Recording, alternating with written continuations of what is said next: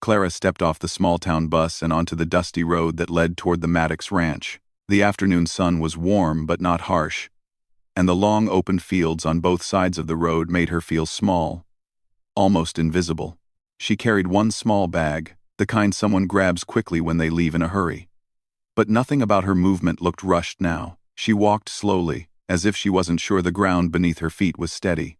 For the last several days, she had traveled from one place to another, hoping each stop would be the final one, the place where her nervous heart would finally calm down. She wasn't running from danger, nothing like that. She was running from years of pressure, from expectations she could never meet, from being told over and over that she wasn't strong enough to manage life on her own. Those words had stayed in her mind, like an echo she could never silence. So even when she left home for a fresh start, she carried that heavy echo with her. Her last stop brought her to this ranch, a place she had only heard about from a kind stranger at the bus station.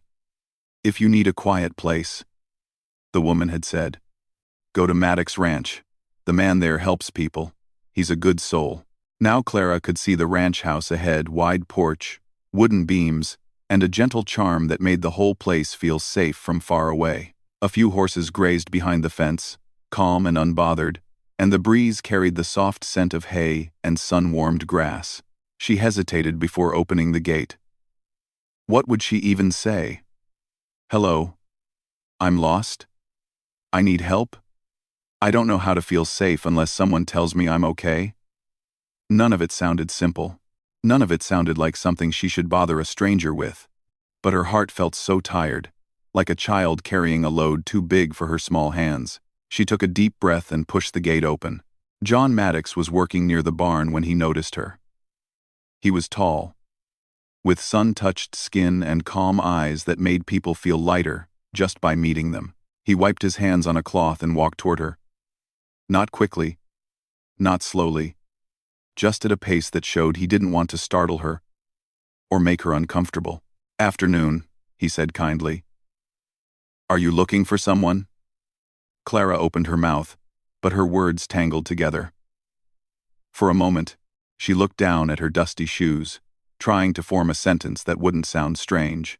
I was told I could come here," she finally said. "I didn't expect it to be this hard to say something simple." John nodded softly. "Take your time," he replied. "You're welcome to sit if you want." "Oh," he pointed toward the porch.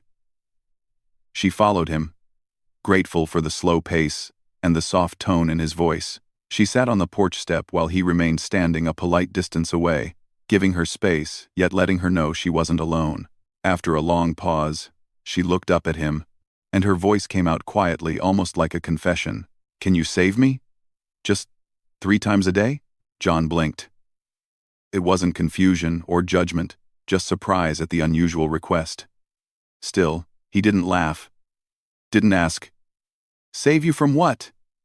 Didn't even frown. He simply waited, knowing she needed room to explain. Clara felt her eyes sting with emotion. Not from sadness, not exactly, but from the release of finally speaking something she had been holding inside for too long. "I know it sounds strange," she said, "but I grew up always being told I needed someone to watch me, guide me, remind me I'm all right. I'm trying to learn to live without that. But right now it feels too hard. I feel lost. I feel like I might disappear if someone isn't checking that I'm still okay." John sat down on the step near her, not too close, not far away, just close enough to show he was listening. "So when you say save," he asked gently, "you mean check in on you? Make sure you're all right?" She nodded. "Yes, only that. I'm not in danger. I'm not running from anything bad. I just..." She pressed her hand to her chest. "I don't feel steady on my own."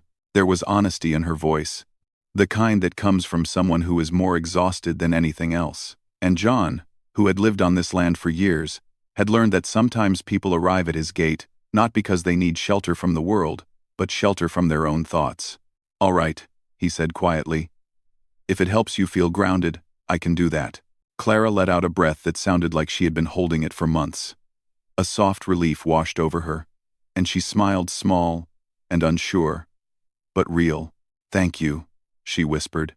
He stood and offered her a glass of cold lemonade from a pitcher by the door. She accepted it, holding the cool glass between her hands like a small anchor. They didn't talk much at first. Silence felt gentle here, like something that could hold her instead of frighten her. John showed her a small guest room in the house, simple, clean, with a window that looked out toward the hills. As she set her small bag on the bed, she realized she had not felt this peaceful in a long time. The air itself felt calm, like it carried the quiet rhythm of the land. After she settled in, John gave her a little tour of the ranch. He pointed out the garden, the barn, the wide-open fields. Clara walked slowly, taking in every detail she could. Something about this place made her feel like she could breathe without worrying.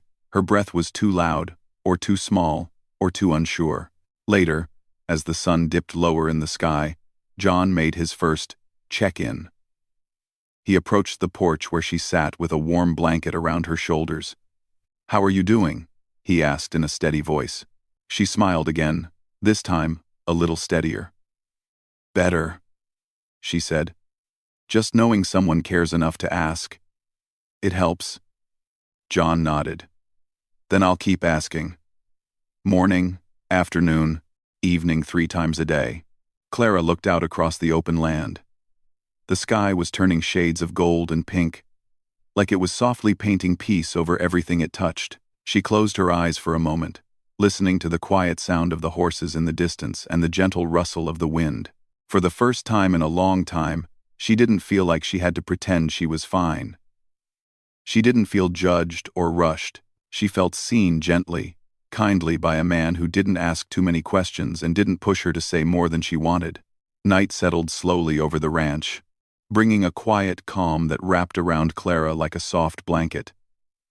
She sat there long after John had returned to his evening work, thinking about what she had asked him and what he had agreed to. It wasn't a dramatic request. It wasn't something out of a story. It was just a need, simple, human, honest, and he had said yes. She didn't know how long she would stay.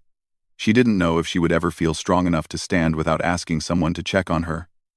But for now, she had a place where she could rest, breathe, and slowly rebuild the part of herself that had grown tired after years of doubt. As the stars appeared one by one, Clara whispered quietly into the night air, Maybe this is where I start again." And from inside the house, John glanced toward the porch, making sure she was all right, his first quiet promise kept. Clara woke up the next morning to the soft sound of birds outside her window. For a moment, she didn't know where she was. Her mind was still half asleep, and she expected to hear the usual noises of her old life, the loud footsteps, the rushed voices, the constant feeling that she was already behind before the day had even begun. But instead, she heard nothing but calm morning sounds and felt sunlight warm against her eyelids. She opened her eyes to the peaceful little guest room John had given her.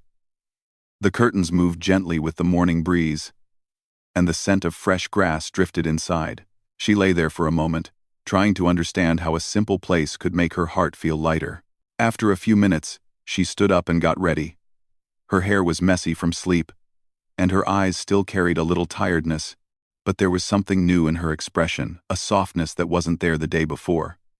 She stepped outside and saw John feeding the horses. He turned toward her as soon as he heard the door open. "Good morning," he said with a calm smile. It was an ordinary greeting, but something about the way he said it made Clara feel safe. She nodded shyly. "Good morning." John didn't rush her. He didn't overwhelm her with questions or instructions. Instead, he simply checked in, just like he had promised. "How are you feeling?" he asked gently. Clara took a moment to think. She wanted to give an honest answer. Not the usual, "I'm fine," she used to give out of habit. "Better," she said softly. Still a little unsure, but better. "That's good," he replied. "You don't need to hurry anything. Take the day at your own pace." There was no pressure in his tone, no hidden meaning, no judgment. It was the first of his 3 daily check-ins. And it was simple, but it mattered to her more than she could explain. After breakfast, which John had prepared without making any big deal about it, Clara joined him outside. She didn't know what to do with her hands or how to act on a ranch, so she simply walked beside him as he showed her around. He pointed out the garden, the tool shed, and the wide fields stretching toward the hills.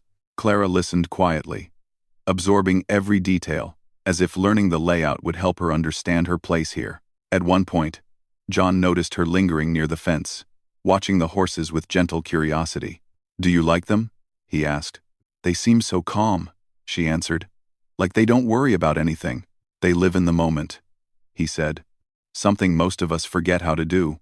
Clara nodded, thinking about how much of her life had been spent worrying about saying the wrong thing, doing the wrong thing, being the wrong person. The horses didn't seem to carry any of that. They just existed peacefully. She wished she could learn from them. John offered to show her how to brush one of the horses.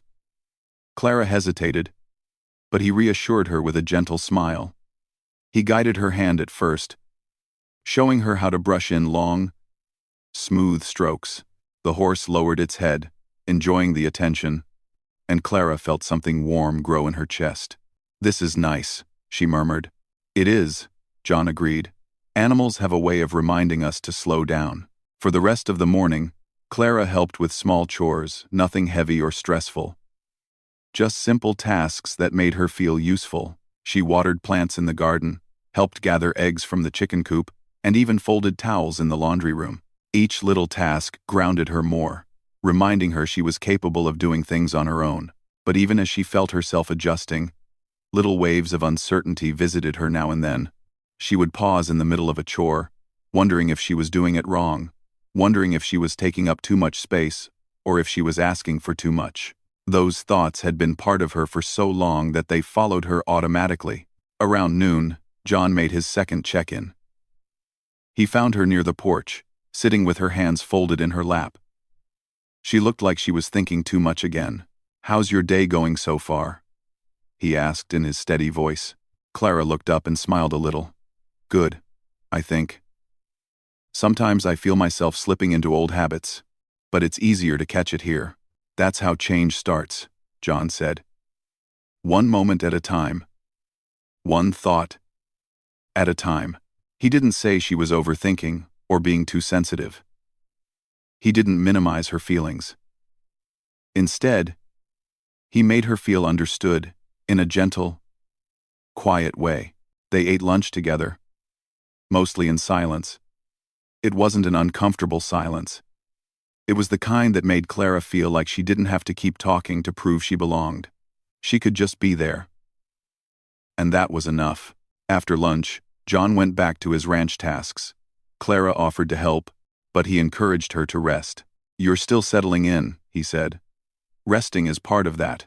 So Clara spent the afternoon exploring the ranch on her own.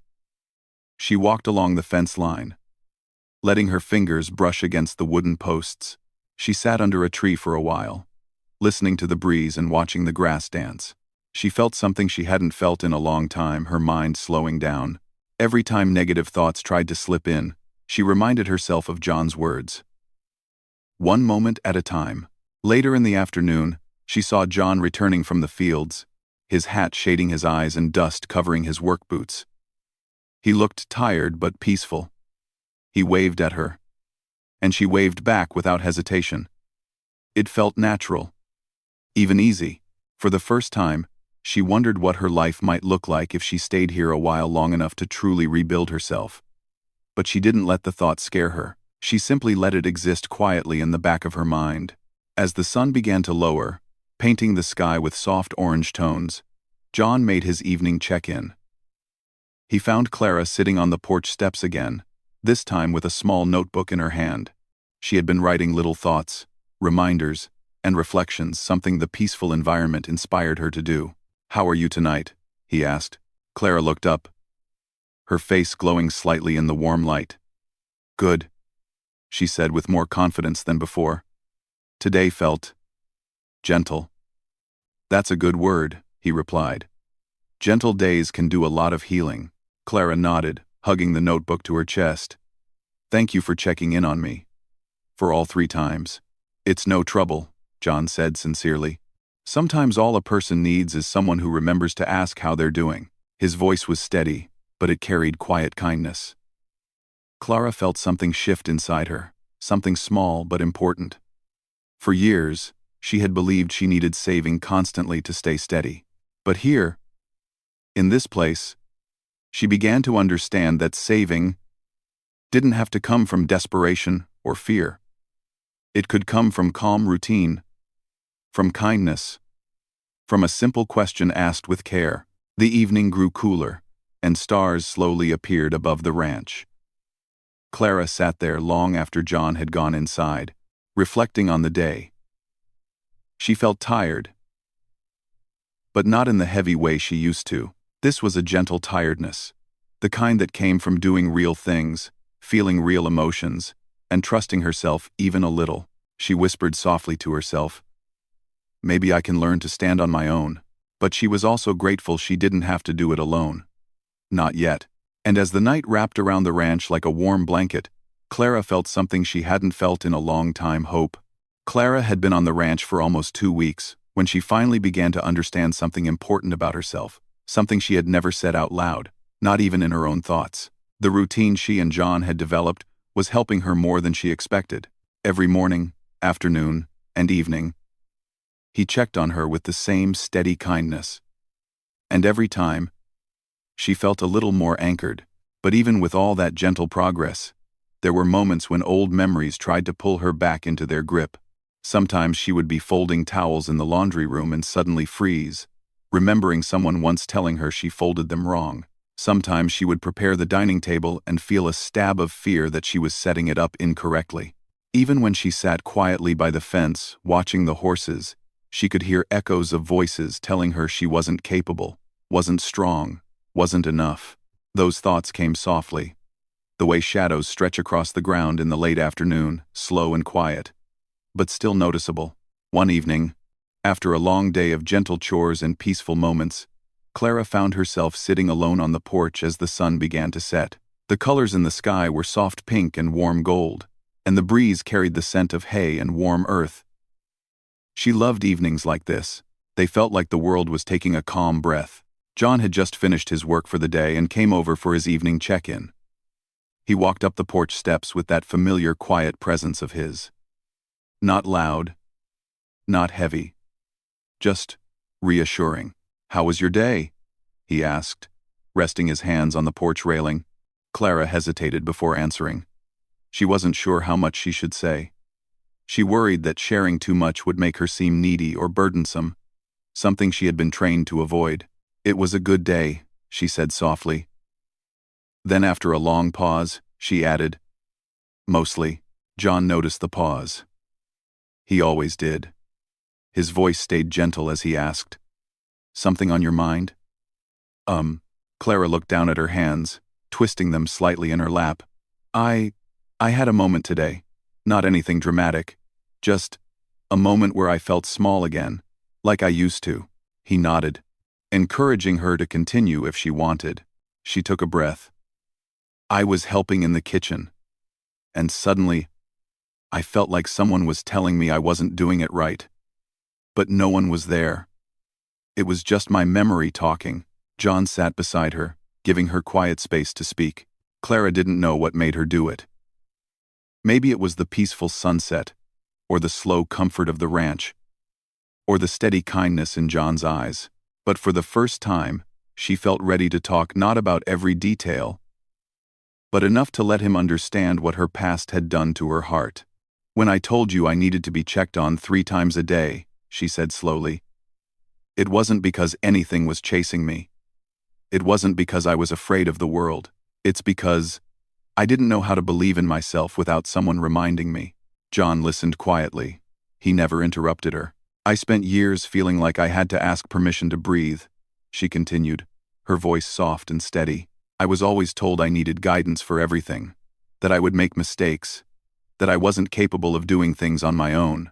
And after a long time of hearing that, it becomes your own voice, even when the original voices are gone." She paused, letting the breeze fill the silence for a moment. "So when I left, I thought I was ready to be independent. But when I reached the town and the bus station and the long road, all the old thoughts came back. I kept thinking I would fail on my own, that I needed someone nearby to remind me I was okay. John's expression remained calm and kind, but Clara could see compassion in his eyes. He didn't look at her with pity or surprise, only understanding. "That's why I asked you to save me," she whispered. "I didn't mean rescue me from something big. I meant, remind me I'm still here. Remind me I matter. Remind me I'm safe." I never learned how to feel those things without someone else. She looked away, suddenly shy.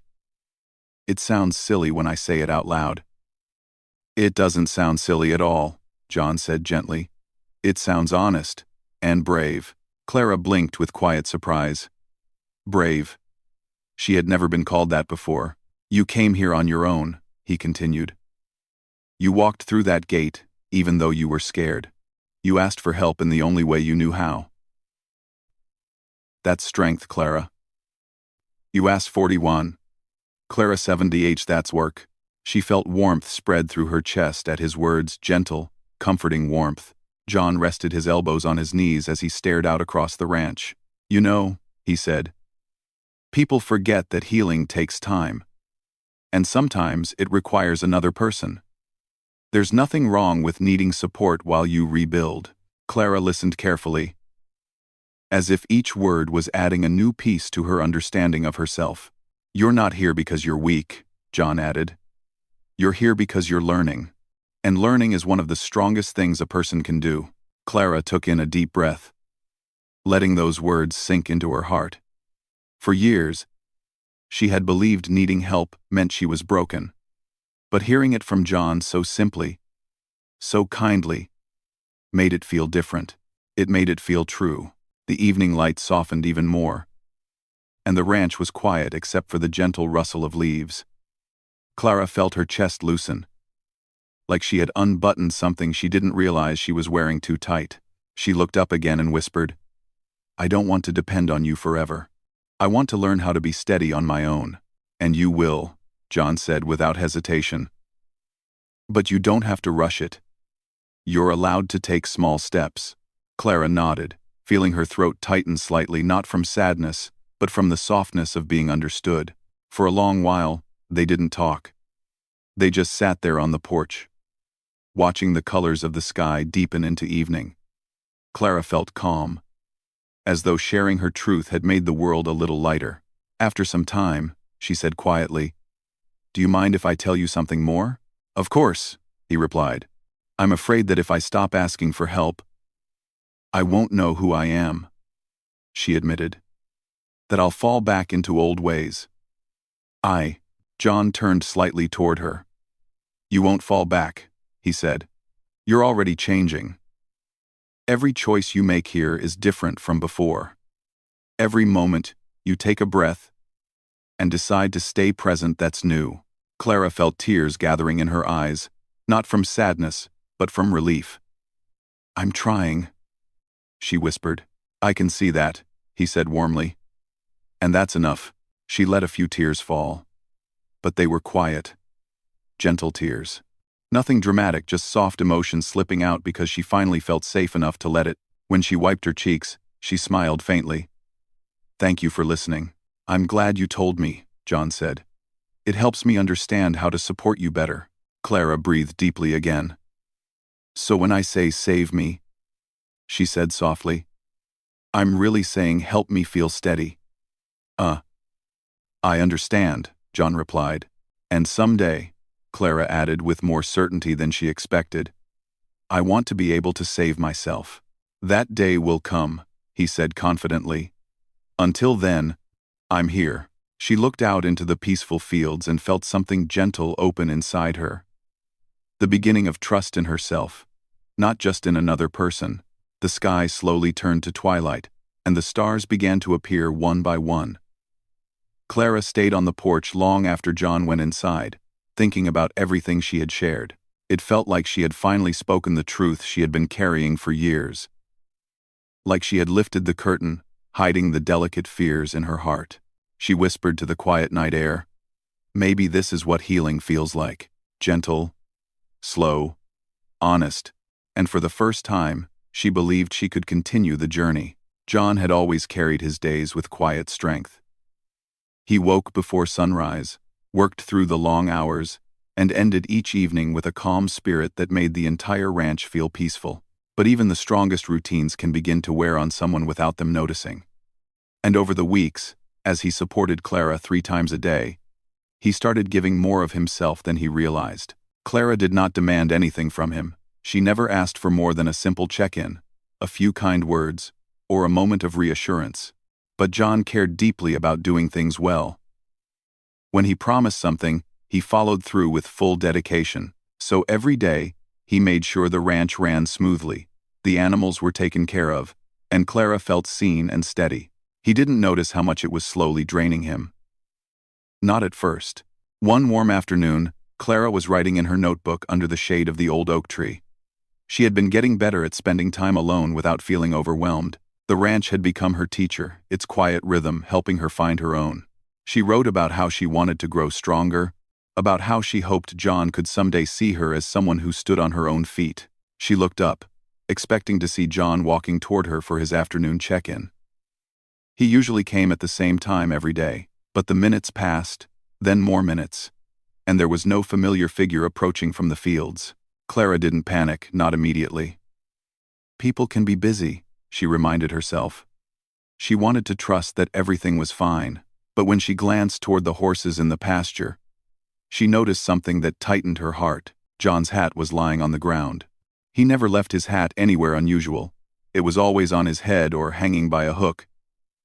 Seeing it on the grass felt strange, out of place, like a puzzle piece that had slipped from the table. She stood up slowly, her notebook still open on the tree roots behind her, and walked toward the pasture.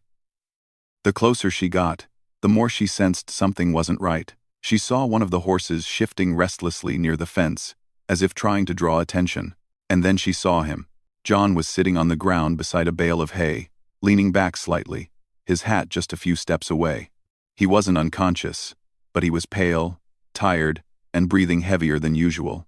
Clara hurried to him, her heart pounding not with fear but deep concern. She knelt beside him. "John?" she asked softly, her voice trembling with worry but steady enough to reach him. He looked up at her with a weak smile, trying to make it seem like nothing was wrong.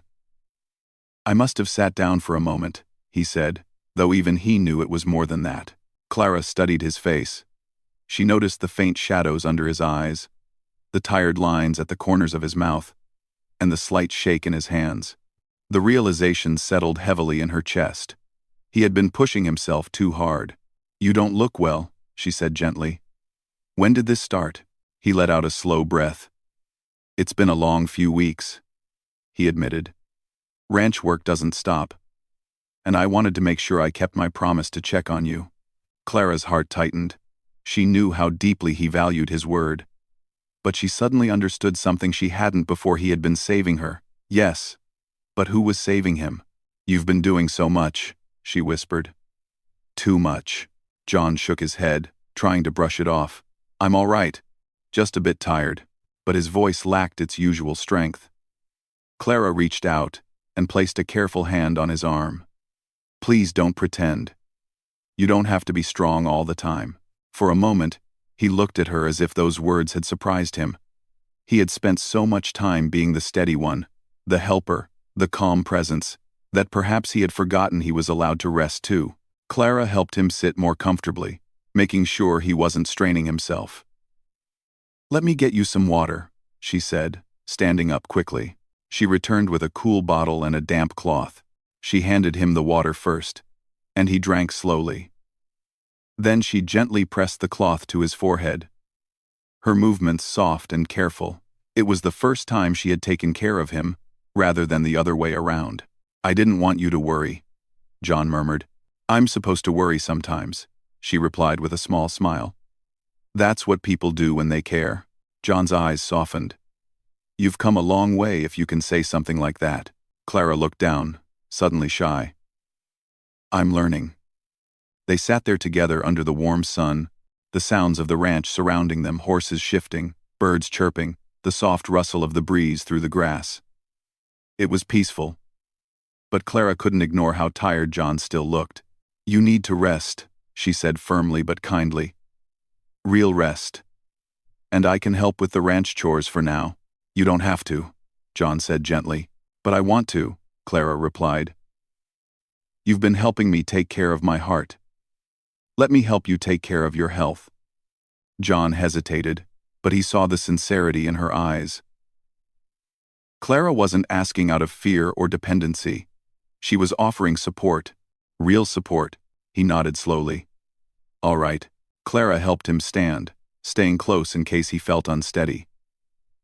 Together, they walked back to the house. She supported him with steady hands, guiding him as he used to guide her during her early days on the ranch. Inside, she made him sit on the couch and brought him a blanket. She checked his temperature, encouraged him to drink more water, and even prepared a light meal for him, something nourishing but gentle. As she moved around the kitchen, she realized something important. She wasn't shaking. She wasn't doubting herself. She wasn't worried she would do everything wrong. She felt confident, focused, capable. John watched her from the couch, noticing the steadiness in her movements and the calm in her expression. "You're doing well," he said softly. Clara glanced at him with a warm smile. "I learned from you." He nodded slowly, pride touching his eyes. "I knew you could do it." A quiet peace settled between them. Clara stayed by his side through the evening, making sure he rested properly. She checked on him the same way he always checked on her 3 times that evening, each one done with gentle care. At one point, as she brought him a fresh glass of water, he said in a soft voice, "Clara, you don't need saving anymore." She paused, her heart warming at his words. "Maybe not in the same way," she said, "but I still appreciate your kindness. And now it's my turn to be kind to you." John smiled, a tired but genuine smile. "Then I'm in good hands." Clara sat beside him, feeling a sense of strength she had never known before. Not because she had suddenly become fearless or perfect, but because she had discovered something different, the ability to be strong for someone else. And in that moment, she realized something deeply comforting. She wasn't just being saved anymore.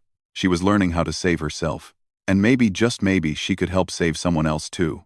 The night settled softly over the ranch, but inside the house, a quiet new balance had formed. Clara no longer felt like the one who needed constant support. She felt steady, capable, growing, and for the first time, she understood that healing was not only about receiving help, it was also about giving it. Clara woke the next morning long before the sun rose. She had slept lightly, waking every so often just to make sure John was still resting comfortably on the couch. He looked better now, his breathing even, his face calm, the tired lines around his eyes softer than the day before. She felt relieved every time she checked on him. When she came downstairs quietly at dawn, she found John already awake, though still wrapped in the blanket she had placed over him the night before. He was sitting up, leaning back gently, looking thoughtful as the early light slipped through the window. "You're up early," she said softly. "So are you," he replied with a small smile. Clara sat across from him, her hands folded neatly in her lap. She studied him carefully. He still looked tired, but no longer drained. The rest had done him good. She felt relieved, deeply relieved, knowing the worst moments were behind him. "How are you feeling?" she asked. "Better," he answered honestly. "Still a little weak, but much better than yesterday." "That's good," she said, releasing a breath she didn't even realize she had been holding. "You should rest more today too."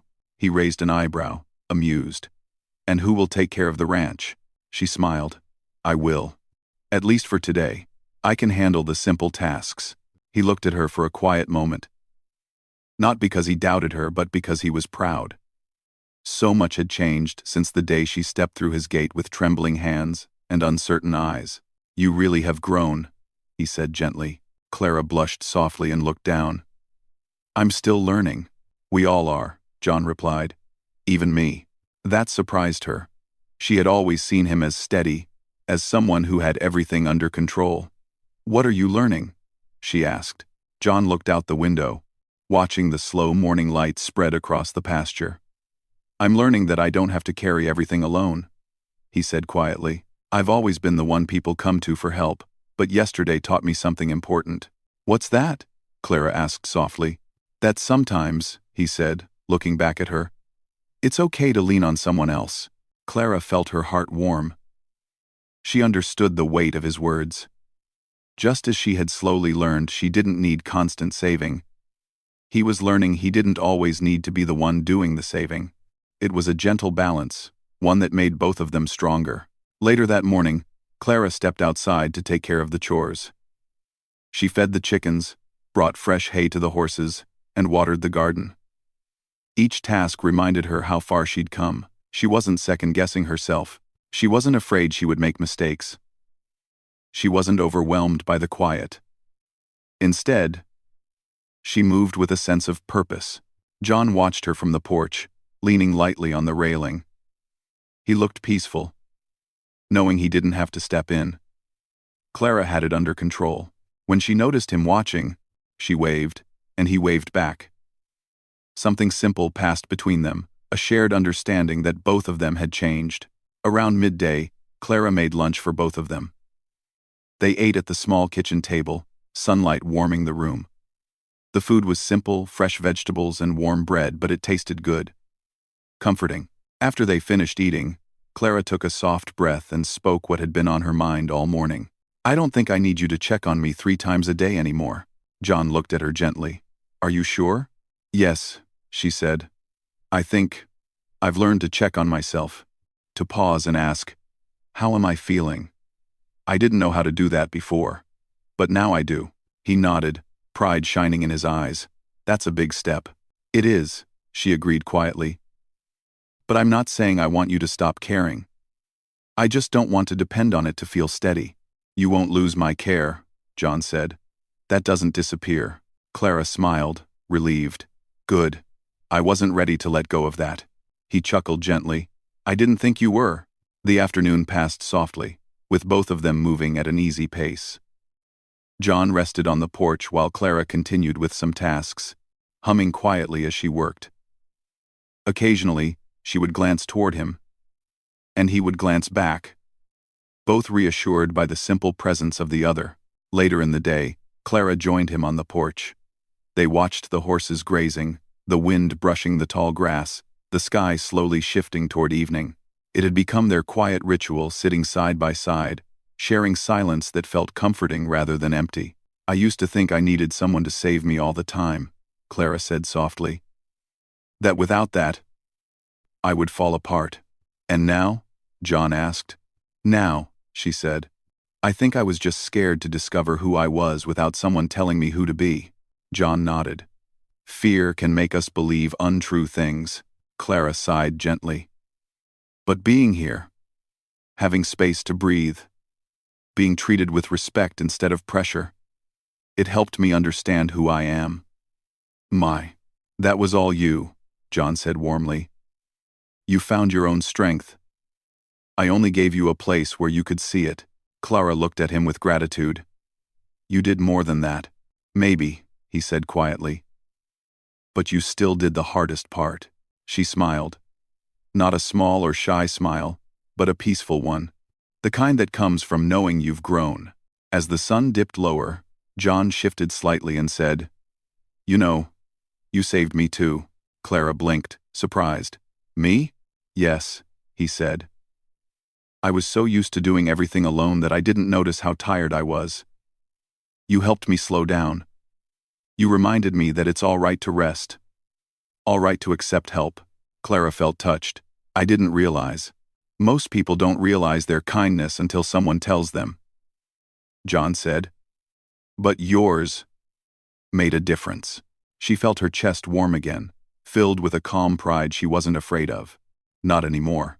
As evening fell, a quiet understanding settled between them, simple, mutual, and gentle. Clara no longer felt like a guest in need of constant reassurance. She felt like someone who could stand on her own, and John no longer felt like a caretaker carrying every weight alone. They had found balance not of saving and being saved, but of supporting and being supported. When the first stars appeared in the sky, Clara spoke softly, as if sharing a small secret with the night. I think I'm ready to live without being saved 3 times a day. she said. But I'd still like to have someone to talk to. Someone who cares. John smiled at her. And you will. You have me. Maybe not as a rescuer, but as a friend. Someone who walks beside you. Not ahead or behind. Clara nodded, her heart full. That sounds perfect. They sat together in the fading light, feeling the peace of the moment settle around them. Not as a rancher saving a frightened guest. Not as a girl looking for constant reassurance. Just two people who had helped each other grow. Clara looked up at the stars and whispered to herself, "This is what steady feels like." And for the first time in her life, she believed it fully.